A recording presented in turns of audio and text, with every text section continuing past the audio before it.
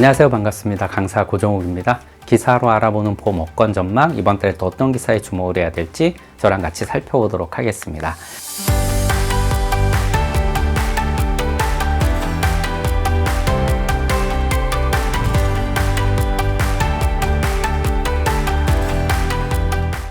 네, 첫 번째 기사입니다. 사망보험금 살아있을 때 연금처럼 받는다. 제목만 보게 되면 종신보험의 연금전환 특약이 생각날 수 있겠지만 이와는 다른 유동화 제도라는 것이 시작이 됩니다. 이르면 올해 3분기, 늦어도 4분기에 시작이 된다라고 하는데, 연금전환 특약과 가장 큰 차이점은요, 연금전환 특약을 활용하게 되면, 사용하게 되면 사망보장은 사라지게 되죠. 하지만 유동화 제도는 일부 연금으로 받고 나머지를 또 사망보험금으로 받을 수 있습니다. 이것이 가장 큰 차이점이라고 보면 될 것 같고요. 어떤 상품을 꺼내 쓸 수 있느냐. 종신보험 중에 계약기간이 10년 이상 돼야 되고요. 그리고 5년 이상 납부한 종신보험으로서 완납이 기본적인 필요 요건입니다. 여기에 더해서 혹시 약관대출 쓰고 있으면 안 되고요. 이러한 조건을 갖췄을 때 나는 70% 정도 사후에 받을 사망보험금을 내가 꺼내 쓰겠다라고 이렇게 신청할 수가 있습니다. 당연히 변액보험과 같은 특별 계정을 갖고 있거나 금리연동형 상품들은 해당이 되지 않습니다. 이 상품들은 책임준비금과 사망보험이 연동이 돼 있다 보니까 함부로 이 돈을 꺼내 썼다가 나중에 문제가 생길 수 있기 때문에 당연할 수밖에 없고요. 그리고 9억 이상 고액종신보험도 이에 해당이 되지 않는다라고 합니다. 왜냐하면 이 제도 자체가 어떻게 보면 고령화 때문에 노인들의 어떤 풍요롭지 못한 삶을 도와주기 위해서 제도가 도입되는 거니까 취지에 맞지 않는다라는 것입니다.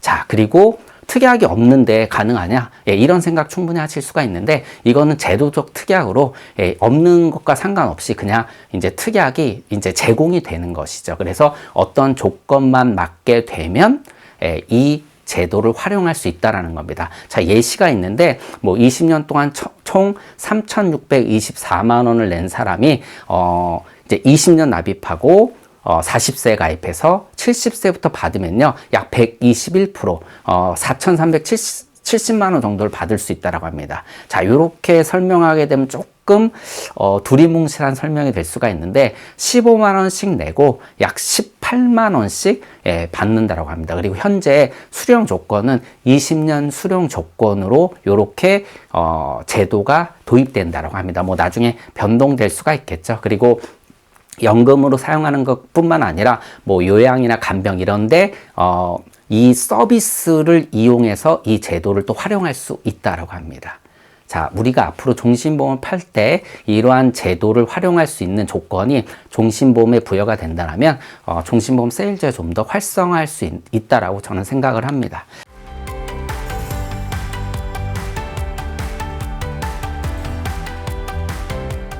보험도 건강검진 하듯 주기적인 진단을 받아야 된다. 너무나 당연한 얘기죠. 우리가 보험 리모델링을 해야 되는 이유를 여기서 이렇게 적고 있는데, 여기서 이제 보장 분석이라는 단어를 쓰면서 4가지 포인트를 제공을 합니다. 가장 중요한 게 첫 번째는 보장 기간이다. 자, 극단적인 예를 들어서 80세 만기로 보험을 가입했는데 81세에 건강하지 못해서 예를 들어서 죽기 전에 사후에 가장 많은 의료비를 그때 쓴다라면 이 80세 만기의 보험들은 아무짝에 쓸모가 없다. 자, 이런 이제 논리로, 근거로 인해서 기대수명이 계속 늘어나고 있기 때문에, 기대수명이 늘어나게 되면 당연히 의료비 집중 시기가 뒤로 밀립니다. 그렇기 때문에 보장 기간을 늘려놓을 필요가 있다라고 얘기를 하는 거고, 두 번째는 이제 보장 범위죠. 일단 중복되는 보장들 또는 보험들을 우리가 잘 정리하게 되면 보험료를 줄일 수 있고, 그리고 새로운 담보들이 나왔지 않습니까? 당연히 이러한 새로운 담보들이 현재 의학 기술에 맞춰진 그러한 담보들이기 때문에 이런 부분들로 확대할 필요가 있다. 그리고 이제 보장 금액에 대해서 얘기를 하는데, 보장 금액은 가장 일반적인 부분일 것 같습니다. 이 보험 리모델링을 하는데, 왜냐하면 의료비 물가도 상승을 했고, 그리고 새로 나온 치료들은요, 사실 엄청나게 고가일 수밖에 없습니다. 그런 거를 따라가다 보니까 어쩔 수 없이 보장 금액도 높일 필요가 있다. 특히 과거에는 한도가 매우 제한적이었던 담보들이 많이 있습니다. 과거에 뭐 항암망사서 항암약물치료 뭐 200만 원이 한도, 뭐 예를 들자면 이런 것들, 그리고 뇌혈관 화혈성 심장질환 진단비 같은 경우도 뭐 한도가 기껏해야 300, 500 이랬던 시기가 있었는데, 지금은 그러한 담보들의 보장 금액도 늘어났기 때문에 이거에 맞춰서 늘릴 필요가 있다, 뭐 이렇게 제공을 하는 거고, 마지막으로 갱신형, 비갱신형을 얘기를 합니다. 당연히 갱신형과 비갱신형을 적절히 조합하는 것은 보장 우선할 때 굉장히 좋은 거죠. 그 고객의 보험료 납입 여력에 맞춰서 금액을 올리려고 하다 보니까 비갱신형은 한계가 있는 거죠. 그래서 갱신형 담보를 넣는다라거나, 또는 연령이 높아서 또는 유병자여서 이래서 보험료 부담이 있는 분들은 이러한 갱신형을 잘 활용해서 이제 복층으로 복합 설계를 하는 거죠. 그래서 보장 금액을 좀 튼튼히, 또는 그 보장 기간을 적절히 조절해서 갖고 가게 되면 효율성을 높일 수 있다. 그래서 이 보험이라는 게 결국은 자신을 지키고 가족을 지키는 그러한 기능들을 갖고 있기 때문에, 이 기능들이 잘 활용이 되려면은 시대에 맞춰서 계속적으로 점검을 해서 이런 부분들을 보완해 나가야 된다. 뭐 이렇게 이제 정리를 할 수가 있을 것 같습니다.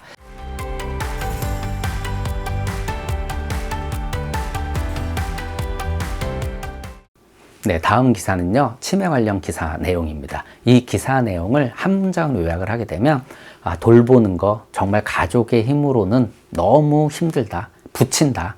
그래서 사회, 국가적으로 도와줘야 되는데 사회, 국가적으로도 제대로 준비가 안 되어 있다. 그래서 우리가 준비를 해야 된다, 이런 내용입니다. 대한민국 치매 환자 조만간에 100만 명 넘어설 겁니다. 어디서 보니까 100만 명 이미 넘어섰는데, 이는 65세 이상 추정 환자 수를 기준으로 105만 명이 좀 넘은 거니까 이것을 구분하셔야 될 필요가 있고요. 그리고 경도 인지 장애, 이 대상자가 300만 명이 이제 넘어설 것으로 보입니다. 그래서 우리 인지지원 등급이라는 게 있지 않습니까?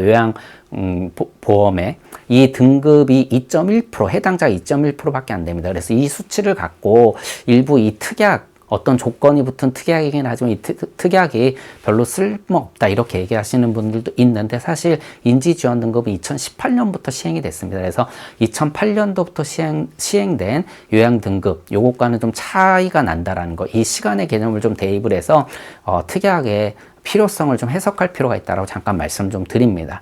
자, 결국 이 경도인지 장애, 여기에 해당되는 분들이 나중에 시간이 지나게 되면 치매 환자가 될 가능성이 높습니다. 우리나라 치매 환자 수 엄청나게 늘어나고 있죠. 상상을 초월할 정도로 늘어나는데, 너무나 당연한 게 세계에서 가장 빨리 늙어가고 있기 때문입니다. 자, 치매의 가장 큰 원인은 노화입니다. 그렇기 때문에 어쩔 수 없습니다. 그런데 이것들이 사회적 문제들을 발생시킨다라는 것이죠. 대표적인 게 간병비가 올라간다라는 겁니다. 그래서 뭐 시설에 맡기게 되면 거의 3,100만 원이 넘는 돈이 들고, 이걸 뭐 지역사회에서 이제 가정에서 돌보게 되면은 1,700만 원이 좀 넘는 돈, 엄청나게 차이가 나죠.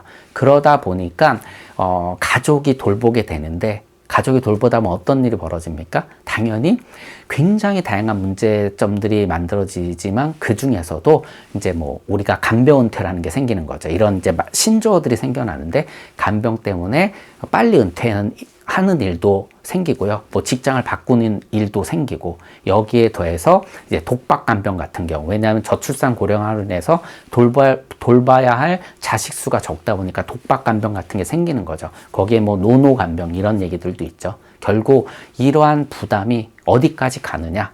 간병 살인까지 가는 겁니다. 정말 집안에 돌볼 사람이 생긴다라는 것은요, 상상을 초월하는 일이 만들어진다라는 것을 우리가 알아야 됩니다. 저는 경험을 해봤기 때문에 정말 뭐 이런 말씀 드리면 그렇지만 가족인데, 그런데 진짜 지옥 같은 일이 벌어진다라는 걸 우리가 알아야 됩니다. 그래서 이런 일들이 벌어졌을 때 이걸 해결할 수 있는 건 사실 가장 큰 힘이 되는 건 돈입니다. 그래서 이걸 보험으로 꼭 준비해야 된다는 것들을 고객분들한테 꼭 얘기를 저는 잘 해야 되고 전달해야 된다고 생각을 합니다. 그래서 이 자료를 갖고 왔고요.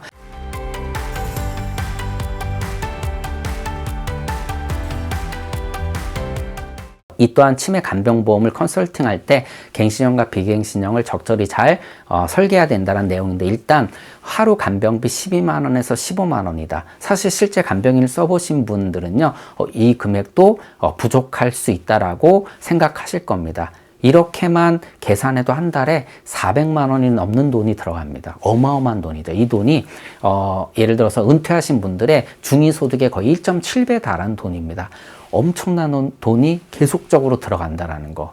여기에 더해서 이 돈이 점점 커질 수도 있다라는 겁니다. 일단 앞서 말씀드린 것처럼 우리나라는 가장 빨리 늙어가고 치매나 이런 것들의 원인은 노화이기 때문에 환자 수가 굉장히 늘어나는데 돌볼 사람이 부족해지는 거죠. 결국은 수요와 공급에 의해서 가격이 결정되는데 이 가격이 천정부지로 올라갈 수밖에 없다는 거. 이 부분을 컨설팅할 때 꼭 반영을 해야 된다는 겁니다. 그래서 치매 환자 한 명 관리하는데 2,220만 원이 드는데 CDR 척도 3등급 이상은요 거의 3,480만 원, 1.6배, 7배 가까운 돈이 든다라는 겁니다. 어마어마하게 차이가 나죠. 그래서 앞서 말씀드린 것처럼 치매 환자가 가정에 있다. 그런데 어느 기간까지는 이 환자한테 들어가는 비용이 증가할 수밖에 없다. 왜냐하면 악화될 수밖에 없는 질환이기 때문에 그렇습니다. 그래서 이런 부분도 감안을 해서 컨설팅을 해야 되는데, 이제 이런 컨설팅을 할 때 보면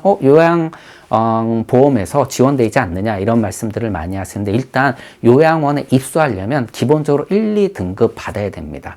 자, 1, 2등급 아닌 경우는 특수한 경우 입소를 할 수 있는데, 이거는 굉장히 희박한 경우고요. 그리고 그 밑에 등급 이제 재가센터를 이용해야 되는데, 사실 3, 4시간밖에 이용을 못합니다. 특별한 경우 8시간 이용할 수 있고 제한적으로 이용할 수 있는데, 기본적으로 3, 4시간밖에 이제 이용할 수밖에 없기 때문에 나머지 시간을 누군가 또 돌봐야 된다라는 것이죠. 그래서 우리가 뭐 노치원 같은 데 이제 맡기는 거죠. 출근할 때 맡기고 퇴근해서 찾아오는 이런 일들이 벌어지는데, 사실 거기서 기본 비용은 어느 정도 국가에서 지원한다지만 식비 외에 뭐 여러 가지 비용들, 간식비 뭐 이런 비용들 다 그 자비로 또 부담을 해야 됩니다. 그래서 이런 부분들을 좀 정보를 잘 습득하게 되면 컨설팅할 때 굉장히 많은 도움이 된다. 그래서 보험을 컨설팅할 때 이 기사 내용에서는 어떤 부분을 얘기를 하냐면, 좀 젊으신 분들이라면 이 치매보험이 계리구조상 굉장히 환급률이 높게 나올 수가 있습니다. 그래서 저축성으로 설계를 해서 환급금을 기반으로 해서 비갱신형으로 컨설팅하는 게 좋다라고 얘기를 하고 있고, 그리고 사고가 이제 근접하신 분들, 이분들은 뭐 기본적으로 보험료가 너무 비싸다 보니까 비갱신형의 선택이 어렵죠. 그렇기 때문에 갱신형의 선택으로 컨설팅을 도와드릴 수 있는데, 그럴 때 이런 부분들을 얘기하면 좋을 것 같습니다.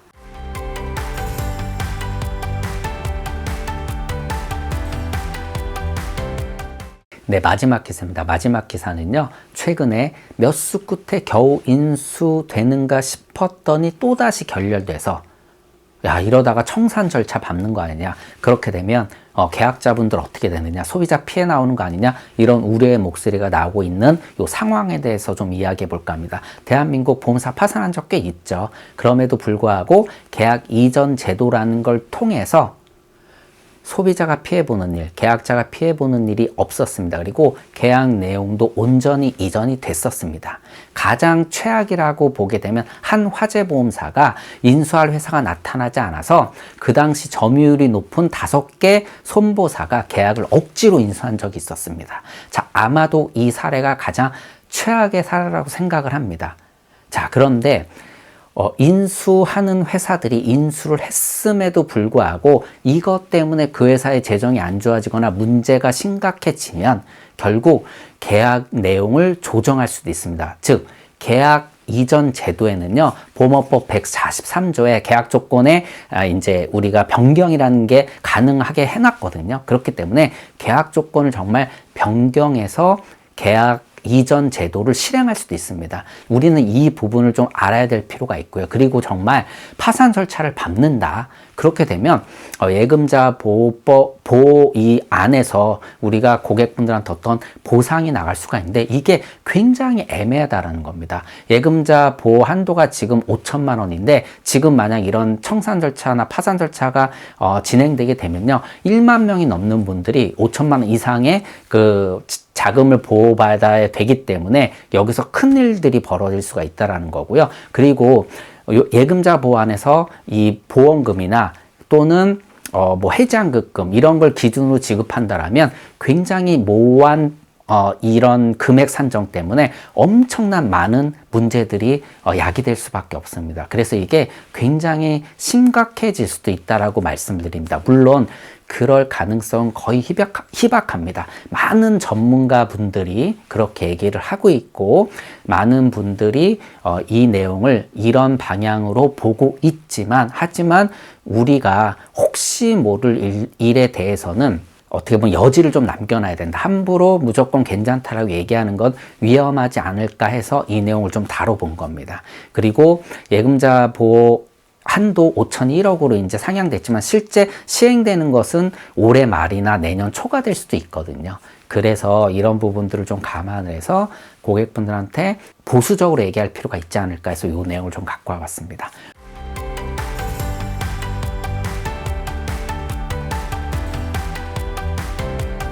오늘 내용은 이렇게 정리하도록 하겠습니다. 고맙습니다.